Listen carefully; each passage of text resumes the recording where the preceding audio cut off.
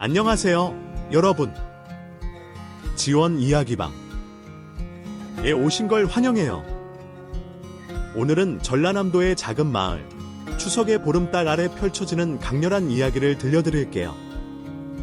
이 미자 할머니의 한옥에 숨겨진 비밀, 배신과 음모, 그리고 정의를 향한 치열한 싸움이 여러분을 기다립니다. 폭풍 속 탈출과 마을 사람들의 따뜻한 연대가 담긴 이 이야기는 여러분의 마음을 사로잡을 거예요. 자, 달빛 아래로 함께 떠나볼까요? 구독과 좋아요 잊지 말고 지금 시작합니다. 2025년 추석, 전라남도 작은 마을에 자리 잡은 이 미자 할머니의 오래된 한옥은 달빛 아래 고요히 빛났다.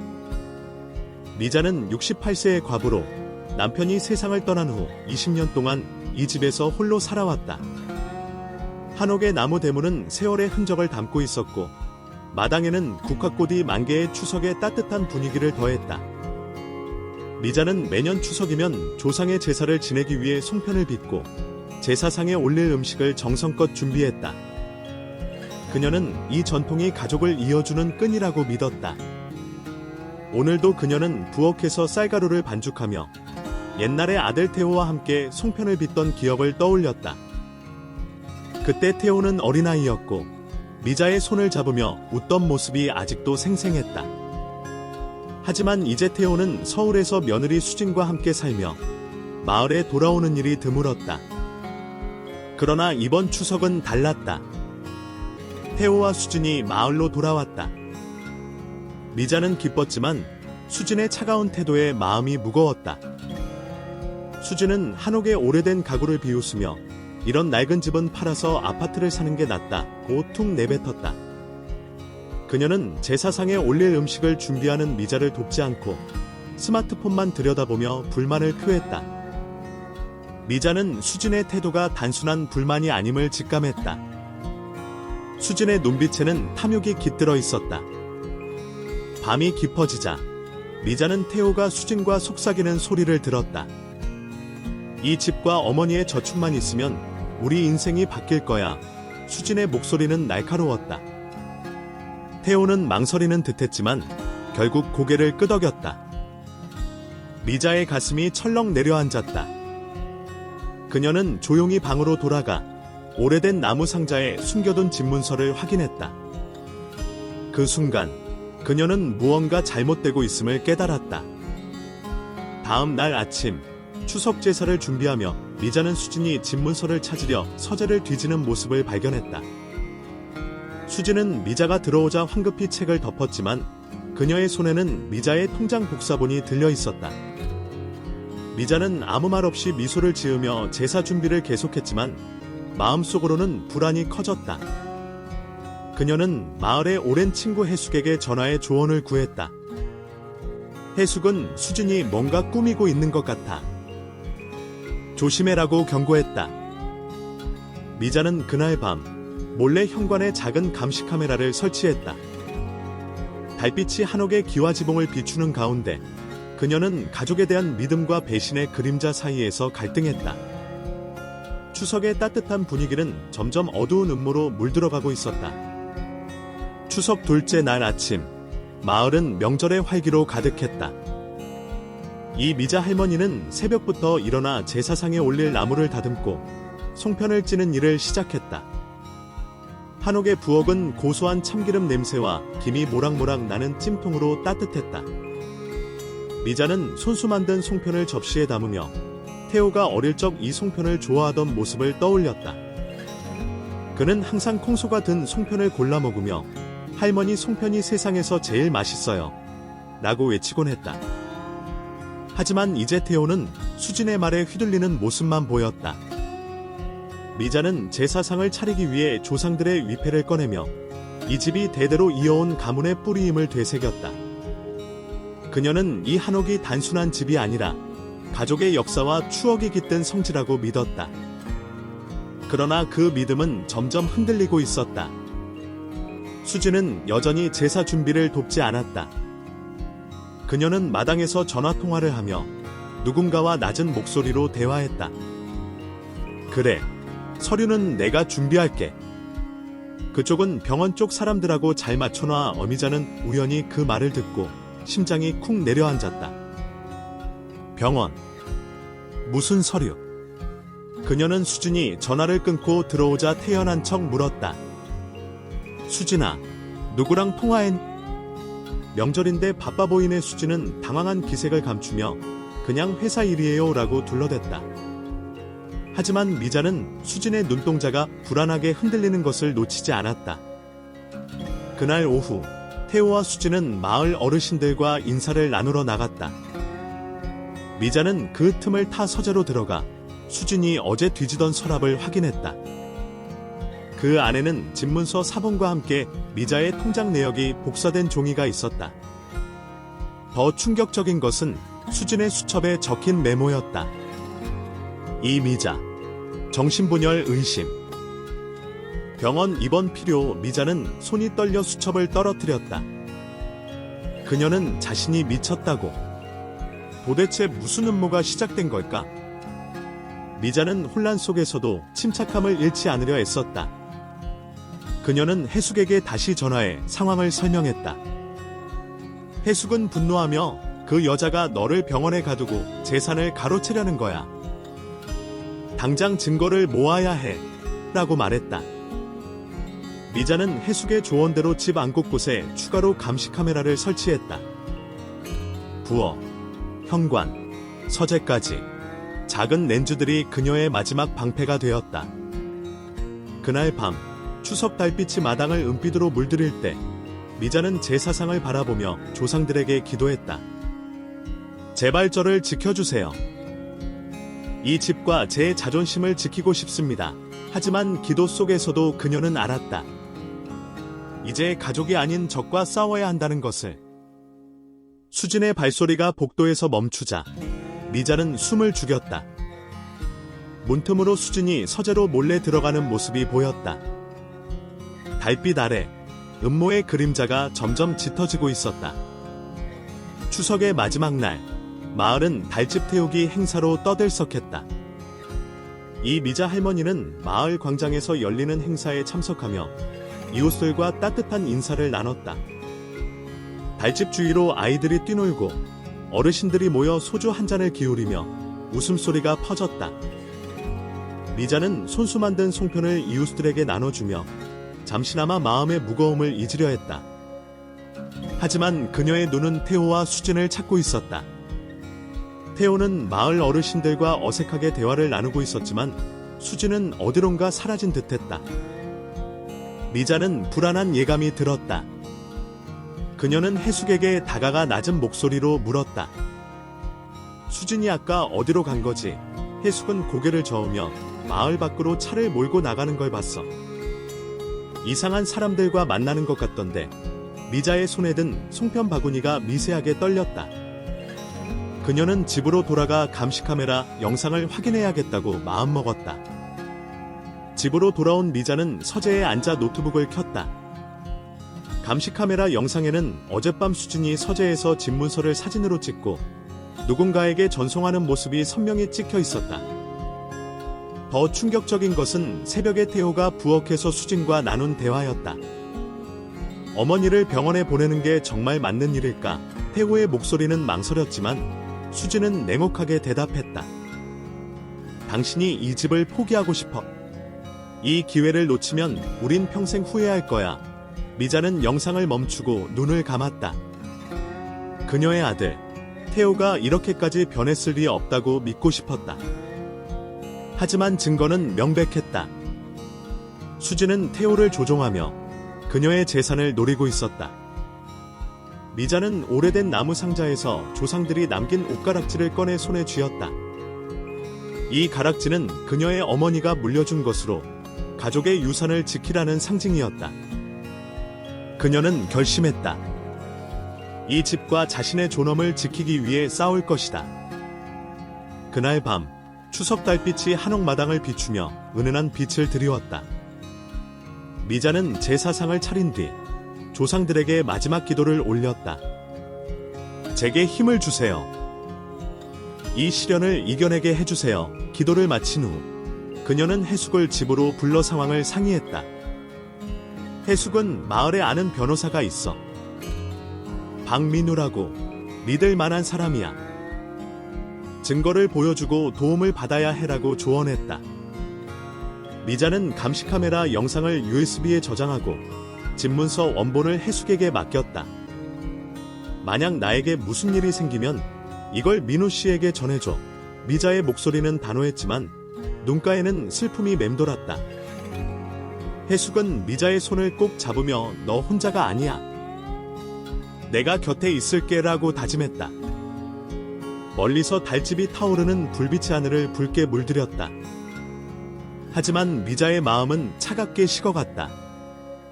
그녀는 알았다. 이제 음모의 그림자가 그녀의 집 안으로 깊이 들어왔다는 것을. 달빛 아래 싸움의 서막이 열리고 있었다. 추석이 끝난 다음 날 전라남도의 작은 마을은 명절의 여운을 간직한 채 조용해졌다. 이 미자 할머니는 한옥마당에서 국화꽃을 다듬으며 지난 며칠의 사건들을 곱씹었다. 달집 태우기 행사의 불빛은 사라졌지만 그녀의 마음속에는 불안의 불씨가 타오르고 있었다.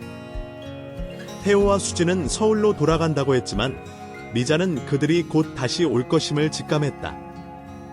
그녀는 해숙과 나눈 대화와 감시카메라 영상을 떠올렸다. 수진이 병원과 서류를 언급한 것이 계속 머릿속을 맴돌았다. 미자는 집안을 둘러보며 이 한옥이 자신의 마지막 보루라는 것을 깨달았다.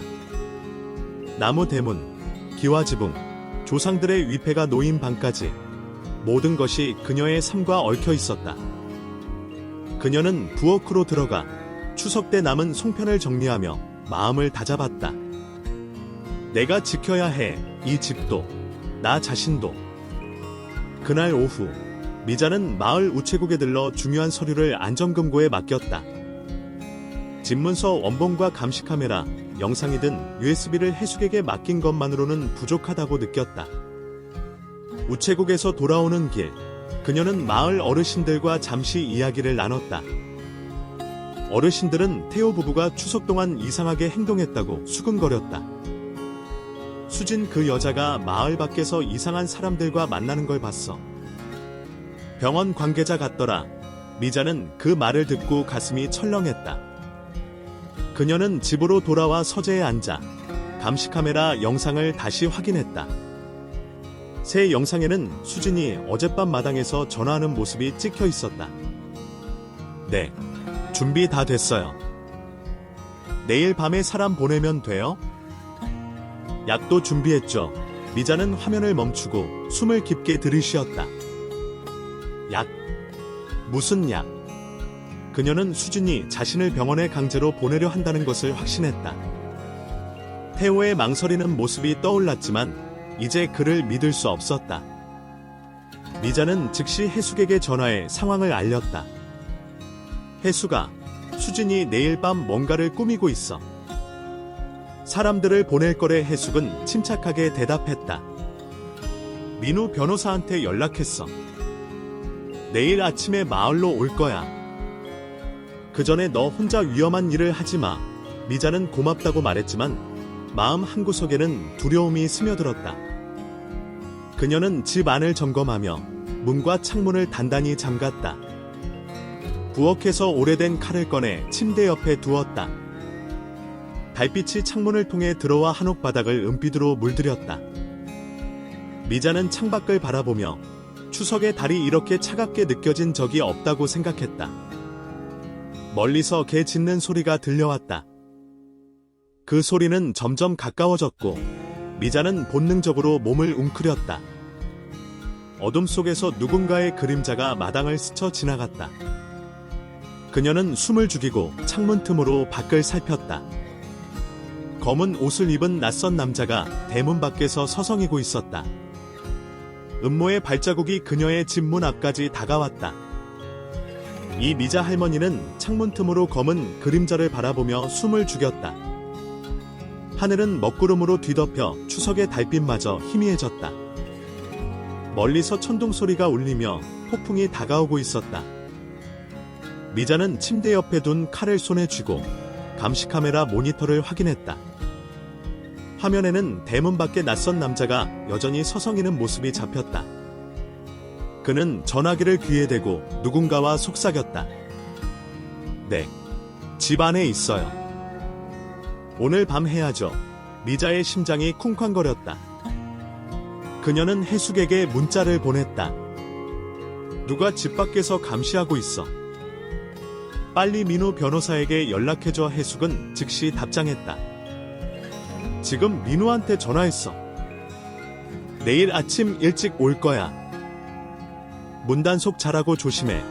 미자는 전등을 끄고 어둠 속에서 집안을 점검했다. 한옥의 나무 바닥이 삐걱거릴 때마다 그녀는 숨을 멈췄다. 이 집은 그녀의 성이었지만 지금은 함정처럼 느껴졌다. 그날 아침 태호와 수진이 갑작스럽게 마을로 돌아왔다. 미자는 그들의 방문을 반갑게 맞이했지만 마음속으로는 경계를 늦추지 않았다. 태호는 어색한 미소를 지으며 어머니, 그냥 추석 인사드리러 왔어요 라고 말했다. 하지만 수진의 눈빛은 차갑고 계산적이었다. 그녀는 한옥을 둘러보며 이 집, 유지비가 많이 들겠어요. 어머니 혼자 관리하기 힘드실 텐데 라고 비꼬았다. 미자는 태연히 대답했다. 이 집은 내 삶이야. 내가 지킬 거야. 수진은 미소를 지었지만 그 미소에는 독이 담겨 있었다. 점심을 먹는 동안 미자는 태호가 평소보다 말이 적고 불안해 보인다는 것을 눈치챘다. 식사 후 수진은 전화가 왔다며 밖으로 나갔다. 미자는 부엌에서 설거지를 하며 창밖을 살폈다. 수진은 마당 끝에서 낯선 남자와 대화하고 있었다. 그는 어젯밤 대문 밖에서 서성이던 남자와 같은 복장을 하고 있었다. 미자는 즉시 감시 카메라를 켜고 그들의 모습을 녹화했다. 수진이 손짓으로 무언가를 건네자 남자는 고개를 끄덕였다. 미자의 손이 떨렸다. 그들은 오늘 밤 무슨 짓을 하려는 걸까? 폭풍이 가까워지며 바람이 한옥의 창문을 덜컹거리게 했다. 미자는 서재로 들어가 조상들의 위패 앞에 앉았다. 그녀는 손에 옷가락질을 쥐고 조용히 기도했다. 제발 저를 지켜주세요. 이 집을 지키게 해주세요. 기도를 마친 후 그녀는 감시카메라 영상을 USB에 백업하고 중요한 서류를 방수 가방에 넣었다. 만일의 사태를 대비해 그녀는 해숙에게 집 열쇠 하나를 맡기기로 했다. 밤이 깊어지자 미자는 전등을 끄고 침대에 누웠지만 잠을 이룰 수 없었다. 밖에서 바람이 울부짖고 천둥이 하늘을 갈랐다. 갑자기 대문이 삐걱 열리는 소리가 들렸다. 미자는 벌떡 일어나 창문으로 다가갔다. 검은 옷을 입은 두 남자가 마당으로 들어오고 있었다. 그들 뒤에는 수진의 그림자가 어른거렸다. 미자는 칼을 손에 쥐고 문 뒤에 숨었다. 음모의 발자국이 이제 그녀의 문 앞에 멈춰 섰다. 폭풍이 한옥을 뒤흔들며 창문을 세차게 두드렸다. 이 미자 할머니는 문 뒤에 숨어 손에 쥔 칼을 단단히 잡았다. 대문이 열리는 소리에 이어 무거운 발소리가 마당을 울렸다. 번개가 번쩍이며 마당을 밝혔다. 두 명의 검은 옷을 입은 남자가 현관으로 다가오고 그 뒤에 수진의 실루엣이 보였다. 미자는 숨을 죽이고 감시카메라 모니터를 흘깃 보았다. 화면에는 수진이 남자들에게 손짓하며 현관 열쇠를 건네는 모습이 찍혔다. 빨리 끝내. 약을 놔야 해. 수진의 목소리는 바람 속에서도 날카롭게 들렸다. 미자의 심장이 터질 듯 뛰었다. 그녀는 부엌으로 조용히 이동해 뒷문으로 빠져나갈 계획을 세웠다.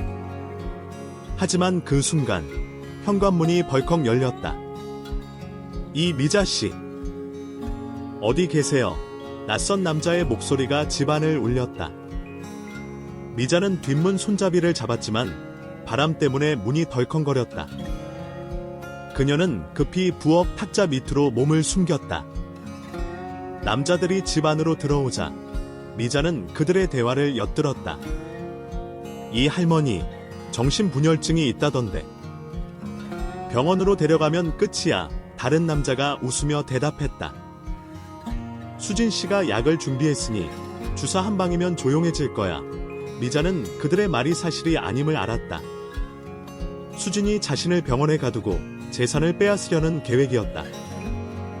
그녀는 탁자 밑에서 옷가락질을 손에 쥐고 조상들에게 힘을 달라고 속으로 빌었다.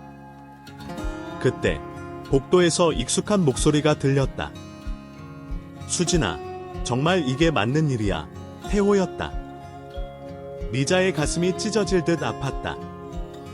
그녀의 아들이 이 음모에 동참하고 있었다. 수진은 차갑게 대답했다. 당신은 입 다물어. 이 집과 돈이 우리 거야. 태호는 더 말하지 않았지만 그의 침묵은 미자에게 또 다른 배신이었다. 남자들이 서재로 들어가자 미자는 기회를 틈타 뒷문으로 빠져나갔다. 폭풍우가 그녀를 삼킬 듯 몰아쳤다. 마당을 가로질러 대문으로 향하던 미자는 발을 헛디뎌 지늘게 넘어졌다. 번개가 번쩍이며 그녀의 모습을 드러냈다. 저기 있다. 한 남자가 소리쳤다. 미자는 필사적으로 일어나 마을로 이어지는 좁은 길로 달렸다. 비바람이 그녀의 얼굴을 때렸지만 그녀는 멈추지 않았다. 멀리서 마을 불빛이 희미하게 보였다. 그녀는 해숙의 집까지 가야 한다고 다짐했다. 하지만 뒤에서 발소리가 점점 가까워졌다. 미자는 길가의 나무 뒤에 몸을 숨기고 숨을 골랐다. 남자들의 손전등 불빛이 어둠을 가르며 그녀를 찾았다. 할머니, 도망쳐봤자 소용없어. 그들의 목소리가 폭풍 속에서 메아리쳤다. 미자는 옷가락질을 쥐며 이를 악물었다. 그녀는 포기하지 않을 것이다. 이 집, 이 추억, 그리고 그녀의 존엄을 지키기 위해. 폭풍 속에서 그녀의 싸움이 시작되었다. 폭풍우가 전라남도의 산골 마을을 휩쓸며 나무들을 거세게 흔들었다. 이 미자 할머니는 진흙탕 길을 따라 필사적으로 달렸다. 비바람이 그녀의 얼굴을 때리고 번개가 하늘을 갈랐다. 그녀는 손에 옷가락질을 꼭 쥔 채 해숙의 집을 향해 달렸다. 뒤에서는 검은 옷을 입은 남자들의 손전등 불빛이 어둠을 뚫고 그녀를 쫓아왔다. 저기 있다. 잡아. 그들의 외침이 천둥 소리와 섞였다. 미자는 나무 뒤에 몸을 숨기고 숨을 골랐다. 그녀의 옷은 비에 젖어 무겁게 늘어졌고 추석의 따뜻한 기억은 이제 멀게만 느껴졌다. 그녀는 조상들의 위패가 놓인 한옥을 떠올렸다. 그 집은 그녀의 뿌리였고 그녀를 이렇게 만든 수진과 태호에 대한 분노가 그녀를 앞으로 나아가게 했다. 하지만 발소리가 점점 가까워졌다. 미자는 이를 악물고 길가의 덤불 속으로 몸을 던졌다. 덤불 속에서 미자는 숨을 죽이고 기다렸다. 손전등 불빛이 그녀가 숨은 곳을 스쳐 지나갔다. 이쪽으로 갔어. 산으로 들어간 것 같아. 남자 하나가 소리쳤다. 미자는 그들이 멀어지기를 기다렸다가 조심스럽게 일어났다. 하지만 비바람 속에서 방향을 잃었다. 마을로 가는 길 대신 그녀는 깊은 산속으로 들어가고 있었다. 젖은 옷과 차가운 바람 때문에 몸이 떨렸지만 그녀는 멈출 수 없었다. 그러던 중 멀리서 희미한 불빛이 보였다. 낡은 건물이었다. 미자는 본능적으로 그쪽으로 향했다. 건물에 가까워지자 그것이 외딴 정신병원임을 알았다. 철창으로 둘러싸인 창문과 녹슨 간판이 폭풍 속에서 불길하게 빛났다. 미자는 문틈으로 들어가 비를 피하며 숨을 골랐다. 그곳에서 그녀는 낯선 여성을 만났다. 누구세요? 여성이 속삭였다. 그녀는 은경, 전직 간호사로 부패한 병원장을 고발했다가 이곳에 갇힌 사람이었다. 은경은 미자에게 자신의 이야기를 들려주었다. 이 병원은 불법으로 사람들을 가두고 재산을 빼앗아 당신도 그들의 표적이 된 거예요. 미자는 충격을 받았다. 수진이 자신을 이곳에 가두려 한다는 사실이 명확해졌다. 은경은 약한 몸에도 불구하고 미자에게 희망을 주었다. 저도 탈출하려 했지만 혼자선 힘들었어요. 같이 계획을 세워봐요. 미자는 은경의 손을 잡으며 고개를 끄덕였다. 폭풍이 건물을 뒤흔들며 창문을 덜컹거리게 했다. 은경은 병원의 약점 고장난 전기 울타리와 순찰 시간 글 알려주었다. 미자는 옷가락질을 쥐며 결심했다. 우린 여기서 나갈 거야. 밖에서는 추격자들의 발소리가 다시 가까워졌다. 번개가 번쩍이며 병원 복도를 비췄다. 미자와 은경은 어둠 속에서 서로를 의지하며 탈출 계획을 세우기 시작했다. 달빛은 먹구름에 가려졌지만 미자의 의지는 꺼지지 않았다. 폭풍우가 정신병원의 낡은 지붕을 두드리며 물이 새는 소리가 복도에 울렸다. 이 미자 할머니는 은경과 함께 병원 창고에 숨어 추격자들의 발소리가 멀어지기를 기다렸다. 은경은 약한 목소리로 말했다. 저녁 10시에 경비가 교대해요. 그때 전기 울타리 전원이 5분 동안 꺼져요. 미자는 고개를 끄덕이며 손에 쥔 옷가락질을 만지작거렸다. 그녀는 한옥마당에 만개했던 국화꽃과 추석에 차렸던 제사상을 떠올렸다. 그 따뜻한 기억이 그녀를 이 어두운 곳에서도 버티게 했다. 은경은 미자에게 자신의 이야기를 이어갔다. 저는 이 병원에서 간호사로 일했어요. 원장이 불법으로 환자들을 가두고 돈을 갈취하는 걸 고발했지만 오히려 제가 미쳤다고 몰려여기 갇혔죠. 미자는 은경의 손을 잡았다. 우린 함께 나갈 거야. 너도, 나도 이 지옥에서 벗어날 권리가 있어. 은경의 눈에 눈물이 고였지만 그녀는 미소로 답했다. 창고 밖에서 손전등 불빛이 문틈을 비췄다. 여기 어딘가 있어. 샅샅이 뒤져 경비의 목소리가 메아리 쳤다. 미자와 은경은 숨을 죽이고 쌓인 상자 뒤로 몸을 더 깊이 숨겼다. 미자는 은경의 떨리는 손을 꼭 잡으며 속으로 기도했다. 조상님, 저희를 지켜주세요. 그때 은경이 바닥에 떨어진 녹슨 열쇠를 발견했다. 이건 지하실 문 열쇠예요. 거기로 가면 숲으로 통하는 비밀 출구가 있어요. 미자는 희망이 샘솟는 것을 느꼈다. 둘은 조심스럽게 창고를 빠져나와 복도 끝의 계단으로 향했다. 폭풍이 창문을 흔들며 유리가 덜컹거렸다. 지하실 문에 다다른 순간 뒤에서 발소리가 들렸다. 저기다. 경비가 소리쳤다.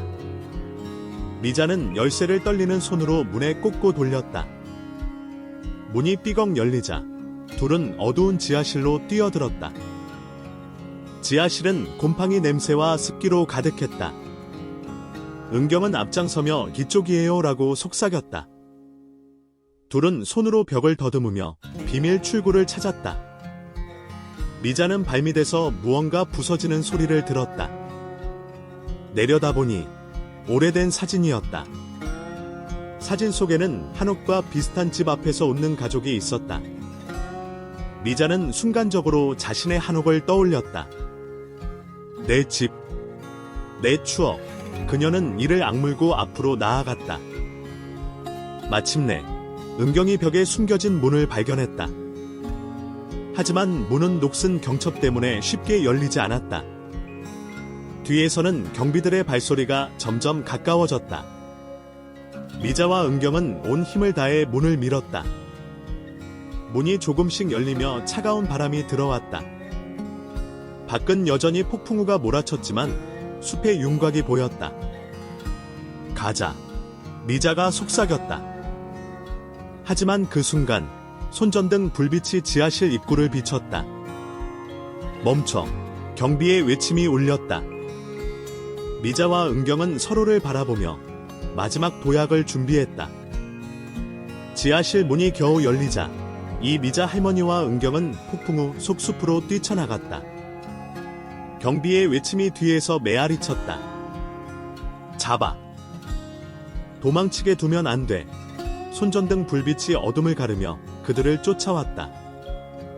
미자는 은경의 손을 잡고 젖은 나뭇잎과 진흙으로 뒤덮인 숲속을 달렸다.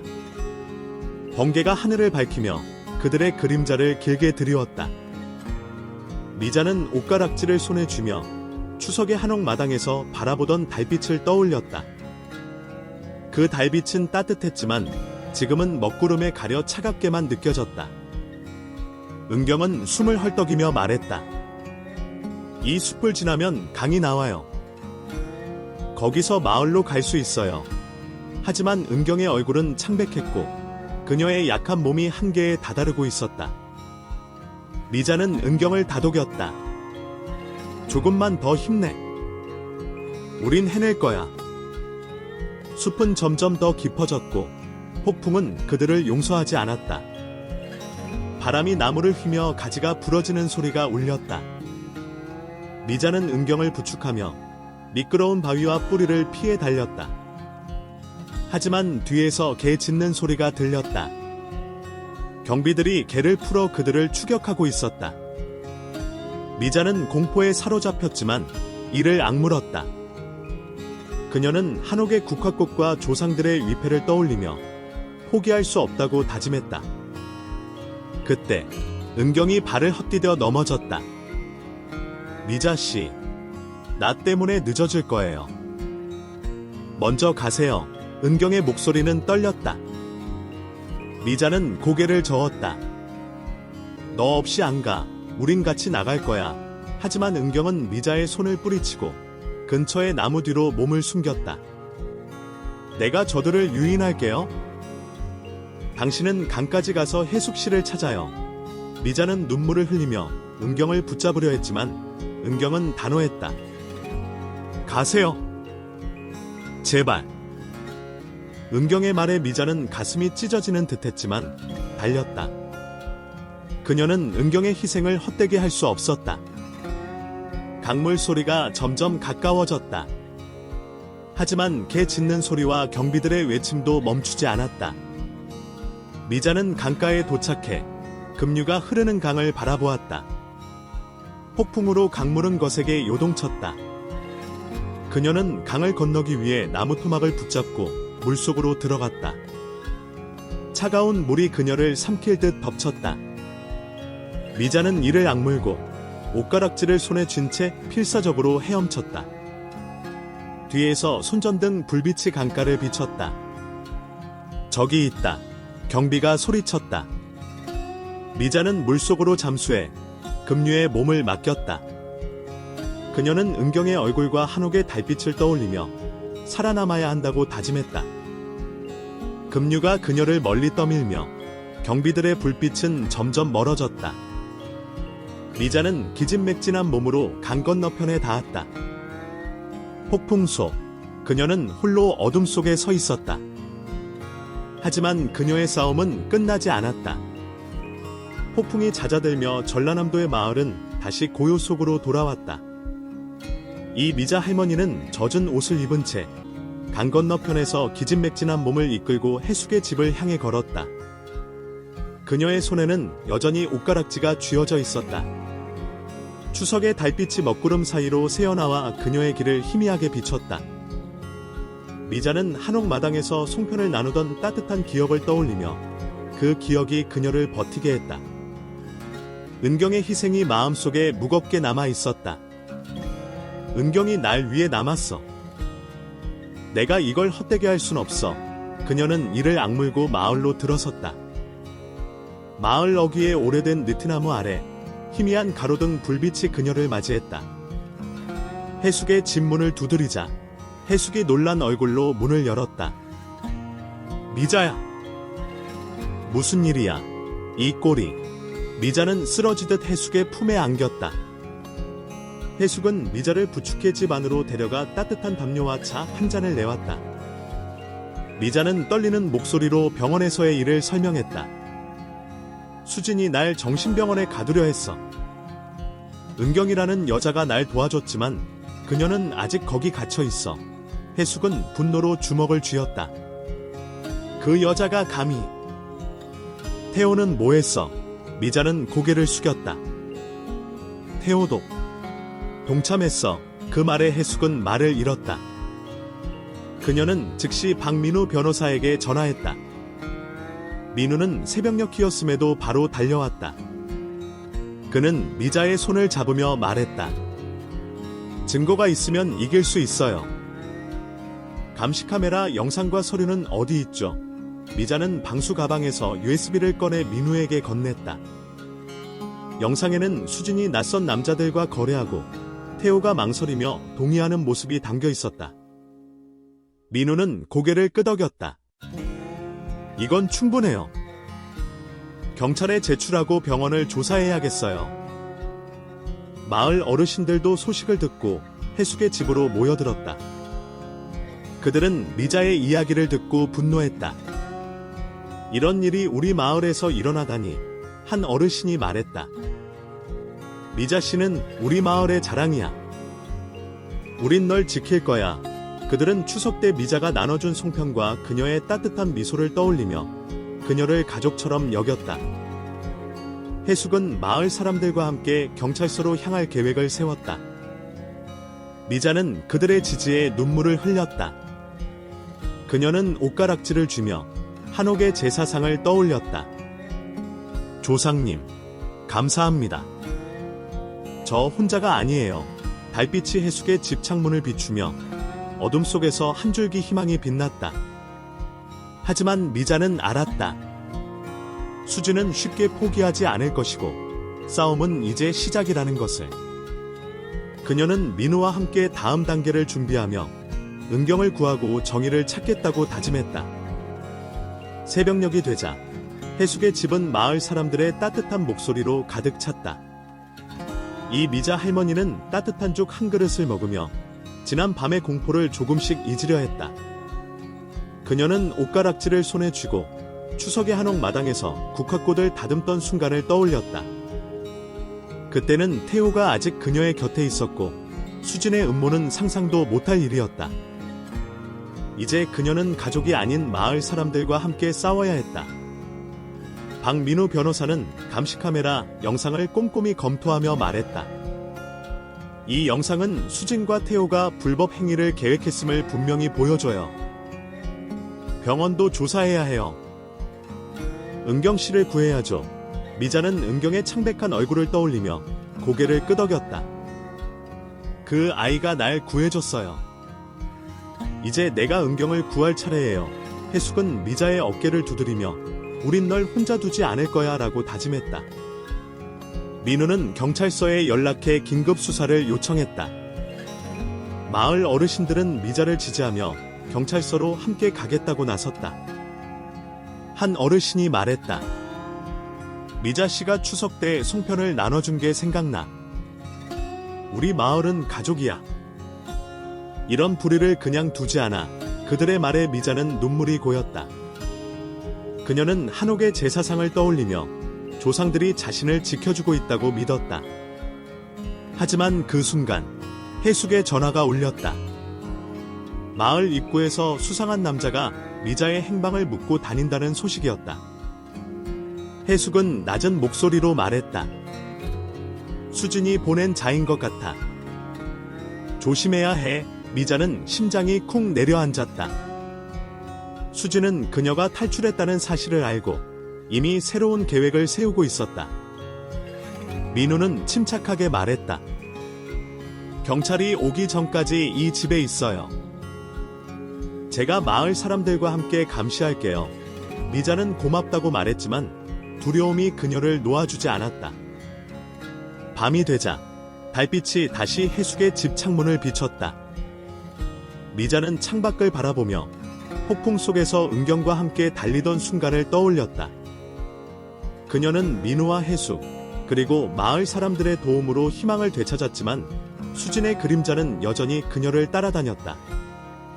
그때 마당에서 발소리가 들렸다. 해숙이 창문으로 다가가 커튼을 살짝 열었다. 검은 옷을 입은 남자가 담장 너머에서 서성이고 있었다. 수진이 보낸 자야. 해숙이 속삭였다. 미자는 침착하려 애썼다. 그녀는 부엌으로 가서 오래된 몽둥이를 손에 들었다. 내가 또 도망치진 않을 거야. 그녀의 목소리는 단호했다.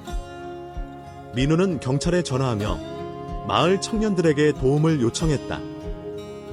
마을 사람들이 몰려오자 남자는 황급히 달아났다. 하지만 미자는 알았다. 수지는 멈추지 않을 것이고 이 싸움은 법정에서 끝나야 한다는 것을. 달빛 아래 그녀는 은경과 자신의 자유를 위해 싸울 준비를 했다. 해숙의 집 마당에 모인 마을 사람들은 달빛 아래 단호한 얼굴로 서 있었다. 이 미자 할머니는 몽둥이를 손에 쥔 채 수진이 보낸 자가 달아난 방향을 바라보았다. 그녀는 추석의 한옥에서 조상들의 위패 앞에서 기도하던 순간을 떠올렸다. 그때는 태호가 그녀의 곁에 있었고 국화꽃이 마당을 장식했다. 이제 그녀는 가족 대신 마을 사람들과 함께 싸우고 있었다. 박민우 변호사는 경찰이 도착할 때까지 마을 청년들에게 집 주변을 감시하라고 지시했다. 수지는 미자 씨가 탈출한 걸 알고 필사적일 거예요. 더 위험한 짓을 할 수도 있어요. 미자는 고개를 끄덕였다. 그녀는 옷가락질을 손에 쥐며 은경이 병원에서 보여준 용기를 떠올렸다. 은경을 구해야 해요. 그리고 수진과 태호가 한 짓을 세상에 드러내야죠. 그녀의 목소리는 떨렸지만 결의로 가득했다. 경찰이 도착해 해숙의 집에서 증거를 수집했다. 감시카메라 영상과 미자의 증언은 수진과 태호, 그리고 불법 정신병원의 연관성을 명확히 보여주었다. 경찰은 병원에 대한 긴급 수색을 준비하며 은경을 포함한 다른 피해자들을 구출할 계획을 세웠다. 하지만 그날 밤 새로운 위협이 찾아왔다. 해숙의 집 전화가 울렸고 수진의 차가운 목소리가 들렸다. 미자 씨, 도망쳐봤자 소용없어요. 내가 당신을 찾을 거야. 미자는 전화기를 내려놓고 숨을 골랐다. 해숙은 분노하며 말했다. 그 여자는 아직도 포기하지 않았어. 우리가 먼저 움직여야 해. 미자는 침착하려 애썼다. 그녀는 민우와 함께 다음 날 경찰서에서 기자회견을 열어 사건을 공개하기로 했다. 세상이 수진의 진짜 얼굴을 봐야 해요. 그리고 은경 같은 피해자들이 더 이상 고통받지 않게 마을 사람들은 미자의 결심에 박수를 보냈다. 기자회견을 앞둔 밤, 미자는 해숙의 집 창가에 앉아 달빛을 바라보았다. 추석의 달빛이 한옥 마당을 비추던 기억이 떠올랐다. 그녀는 송편을 빚으며 태호와 웃던 순간을 되새겼지만 이제 그 기억은 아픔으로 얼룩져 있었다. 갑자기 창밖에서 그림자가 움직였다. 미자는 몽둥이를 손에 쥐고 문으로 다가갔다. 해숙과 민우가 뒤따랐다. 문을 열자 검은 옷을 입은 남자가 미자를 향해 달려들었다. 수진 씨가 인사하래. 그가 소리쳤다. 하지만 마을 청년들이 재빨리 그를 제압했다. 그는 수진이 고용한 용역이었다. 미자는 떨리는 손으로 옷가락질을 쥐었다. 수진, 내가 아무리 발악해도 난 멈추지 않을 거야. 경찰이 용역을 체포하며 사건은 점점 더 큰 파장을 일으켰다. 달빛 아래 미자는 법정에서 수진과 태호를 마주할 준비를 했다. 그녀의 싸움은 이제 마을을 넘어 세상으로 퍼져가고 있었다. 전라남도의 하늘은 맑게 개었고 보름달이 마을을 은은히 비췄다. 이 미자 할머니는 법정으로 향하며 손에 쥔 옷가락질을 만지작거렸다. 추석의 달빛 아래 한옥에서 송편을 빚던 기억이 떠올랐다. 그때는 태호가 그녀의 곁에서 웃었지만 이제 그녀는 그를 법정에서 마주해야 했다. 박민우 변호사는 미자의 곁에서 단호한 표정으로 말했다. 오늘 우리는 정의를 찾을 겁니다. 미자 씨, 당신은 혼자가 아니에요. 해숙과 마을 사람들이 법정 밖에 모여 미자를 응원했다. 그들은 추석 때 미자가 나눠준 송편과 그녀의 따뜻한 미소를 기억하며 그녀를 가족처럼 지지했다. 미자는 그들의 얼굴을 보며 힘을 얻었다. 그녀는 은경의 희생과 한옥의 국화꽃을 떠올리며 이 싸움이 자신만을 위한 것이 아님을 깨달았다. 법정 문이 열리자 그녀는 단호한 발걸음으로 들어갔다. 법정 안은 냉랭한 분위기로 가득했다. 수지는 차가운 눈빛으로 미자를 노려보았고 태호는 고개를 숙인 채 침묵했다. 민우는 감시카메라 영상을 증거로 제출하며 수진이 미자를 불법 정신병원에 가두려 한 음모를 상세히 밝혔다. 영상에는 수진이 용역과 거래하고 태호가 망설이며 동의하는 모습이 선명히 담겨 있었다. 검사 또한 병원에서 구출된 은경의 증언을 제시했다. 은경은 병원에서 불법으로 가둬진 피해자들의 이야기를 폭로하며 병원장이 부패한 의료 행위를 저질렀다고 증언했다. 미자는 은경이 법정 한쪽에 앉아있는 모습을 보고 안도했다. 은경은 약해 보였지만 미자를 향해 미소를 지었다. 당신 덕에 나왔어요. 은경의 속삭임에 미자는 눈물이 고였다. 그녀는 옷가락질을 쥐며 이 싸움이 은경과 다른 피해자들을 위한 것임을 다시 다짐했다. 판사는 증거를 검토하며 엄중한 표정으로 질문을 던졌다. 수지는 모든 혐의를 부인하며 태호를 비난했다. 태호가 저를 강요했어요. 저는 그냥 따랐을 뿐이에요. 하지만 태호는 침묵을 깨고 고개를 들었다. 제가 잘못했어요. 어머니, 미안해요. 그의 눈에는 눈물이 맺혔지만 미자는 차갑게 고개를 돌렸다. 그녀는 태호의 배신이 준 상처를 용서할 수 없었다. 법정 밖에서는 마을 사람들과 언론이 사건을 주시했다. 미자는 창밖으로 보이는 달빛을 바라보며 추석에 따뜻했던 기억을 떠올렸다. 하지만 이제 그녀는 과거에 매여 있지 않을 것이다. 판사가 망치를 두드리며 판결을 준비하는 동안 미자는 은경과 해숙의 손을 떠올렸다. 그들의 지지가 그녀를 여기까지 이끌었다. 달빛 아래 그녀는 새로운 시작을 준비했다. 법정의 공기는 무겁게 가라앉았다. 이 미자 할머니는 단호한 눈빛으로 판사의 판결을 기다렸다. 그녀는 손에 쥔 옷가락질을 만지며 추석의 한옥마당에서 국화꽃을 다듬던 순간을 떠올렸다. 그때의 달빛은 따뜻했지만 지금 그녀는 아들 태호와 며느리 수진을 법정에서 마주하고 있었다. 판사는 증거와 증언을 검토한 뒤 엄중한 목소리로 판결을 내렸다. 최수진, 납치, 사기, 불법 감금 혐의로 징역 5년. 이태호, 공모 혐의로 징역 2년. 병원장 김영철, 의료 남용으로 징역 3년을 또한 불법 정신병원은 폐쇄 명령을 받았다. 법정 안은 순간 정적에 휩싸였다. 수지는 고개를 숙이고 이를 악물었지만 태호는 흐느끼며 어머니, 제발 용서해주세요 라고 외쳤다. 미자는 태호를 바라보았지만 그녀의 눈은 차가웠다. 너는 내 아들이었지만 날 배신했어. 이제 너 없이 살아갈 거야. 그녀의 목소리는 단호했지만 가슴은 찢어질 듯 아팠다. 법정 밖에서는 마을 사람들과 언론이 판결을 주시했다. 은경은 미자를 끌어안으며 말했다. 당신 덕에 우리 모두 자유를 찾았어요. 그녀는 병원에서 구출된 다른 피해자들과 함께 법정에 나와 있었다. 마을 어르신들은 미자를 둘러싸고 우리 마을의 자랑이야 라고 외쳤다. 그들은 추석 때 미자가 나눠준 송편과 그녀의 따뜻한 미소를 떠올리며 그녀를 가족처럼 품었다. 언론은 이 사건을 대대적으로 보도하며 노인을 대상으로 한 불법 행위와 부패한 의료 시스템을 비판했다.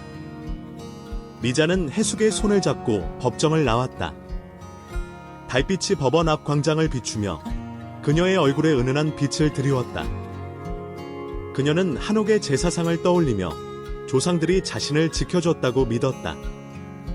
하지만 태호의 눈물이 그녀의 마음에 깊은 상처를 남겼다. 그녀는 용서할 수 없었지만 그 아픔을 안고 앞으로 나아가야 했다. 해숙의 집으로 돌아온 미자는 마을 사람들과 함께 조용한 저녁을 보냈다. 그들은 그녀를 위해 따뜻한 밥상을 차렸고 추석의 여운이 담긴 떡을 나눠 먹었다. 은경도 함께였다. 그녀는 약한 몸으로 미자에게 말했다. 당신이 내게 새 삶을 줬어요. 이제 나도 새로 시작할 거예요. 미자는 은경의 손을 잡으며 미소 지었다. 우리 함께 시작하자. 마을 사람들은 미자의 한옥을 지키기 위해 기금을 모으겠다고 제안했다. 그 집은 우리 마을의 보물이야. 네가 지켜낸 거야. 미자는 눈물을 글썽이며 고개를 끄덕였다. 달빛이 창문을 통해 들어와 그녀의 옷가락지에 반사되었다. 그녀는 이제 혼자가 아니었다. 하지만 수진의 그림자는 여전히 그녀의 마음 한구석에 남아 있었다. 그녀는 법정에서의 승리가 끝이 아님을 알았다. 진정한 자유는 스스로를 되찾는 데 있었다. 새로운 추석이 다가왔다. 이 미자 할머니는 한옥 마당에 서서 만개한 국화꽃을 바라보았다. 보름달이 하늘에 떠올라 기와 지붕과 나무 대문을 은빛으로 물들였다. 미자는 옷가락지를 손에 쥐고 지난 추석의 악몽을 떠올렸다. 수진의 음모, 태호의 배신, 그리고 은경과의 탈출은 그녀의 삶을 뒤바꿨다. 하지만 이제 그녀는 그 상처를 딛고 새 삶을 시작했다. 한옥은 여전히 그녀의 보루였고 마을 사람들은 그녀의 집을 지키기 위해 힘을 모았다. 미자는 부엌으로 들어가 송편을 빚기 시작했다. 쌀가루 반죽의 부드러운 감촉과 참기름의 고소한 향이 그녀를 위로했다. 그녀는 더 이상 태호를 기다리지 않았다. 대신 해숙과 은경, 그리고 마을 사람들이 그녀의 새 가족이 되었다. 미자는 마을 광장에서 열리는 추석 행사에 참여했다. 달집이 타오르며 하늘을 붉게 물들였고 아이들이 웃으며 뛰놀았다. 은경은 건강을 회복하며 마을 병원에서 간호사로 다시 일 시작했다. 그녀는 미자와 함께 송편을 나눠주며 말했다. 당신이 내게 새 삶을 줬어요. 이젠 내가 마을을 위해 일할 차례예요. 해숙은 미자의 어깨를 두드리며 웃었다. 미자야, 내가 우리 마을의 등불이야. 마을 어르신들은 미자의 한옥을 방문해 그녀가 지켜낸 유산을 칭찬했다. 이 집은 우리 마을의 심장이야. 네가 지켰어. 미자는 그들의 말에 눈물을 글썽였다. 그녀는 법정에서의 승리가 단순한 판결이 아님을 깨달았다. 피녀 존엄 반취 퇴적. 달빛이 광장을 비추며 그녀는 과거의 아픔을 놓아주었다. 밤이 깊어지자 미자는 한옥 마당으로 돌아와 달빛 아래 서 있었다. 그녀는 조상들의 위패 앞에서 기도하며 그들이 자신을 지켜줬다고 감사했다. 태호의 편지가 최근 도착했지만 그녀는 열어보지 않았다.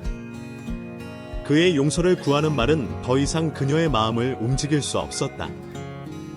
대신 그녀는 은경과 해숙, 그리고 마을 사람들과 함께한 추석의 따뜻함을 선택했다. 미자는 마당에 놓인 작은 탁자에 송편과 차를 올리고 달을 바라보며 미소 지었다. 이제 나를 위해 살 거야. 그녀의 목소리는 조용했지만 강인함으로 가득했다. 보름달은 그녀의 얼굴을 비추며 새 시작을 축복하는 듯했다. 한옥의 나무 대문이 삐걱 열리며 해숙과 은경이 들어왔다. 미자야, 같이 달 구경하자. 그들은 웃으며 탁자에 둘러앉았다. 달빛 아래 미자의 새 삶이 국화꽃처럼 피어났다. 여러분, 이야기를 끝까지 함께 해주셔서 진심으로 감사드려요. 이 미자 할머니의 용기와 마을의 연대가 여러분의 마음에 남았길 바랍니다. 추석의 보름달처럼 우리 모두 희망을 잃지 말아요. 댓글로 여러분의 생각을 나눠주시고 이 이야기가 좋았다면 구독과 좋아요, 공유 부탁드릴게요. 다음 영상에서 또 만나요. 달빛 아래 늘 행복하시길 바랍니다. 감사합니다.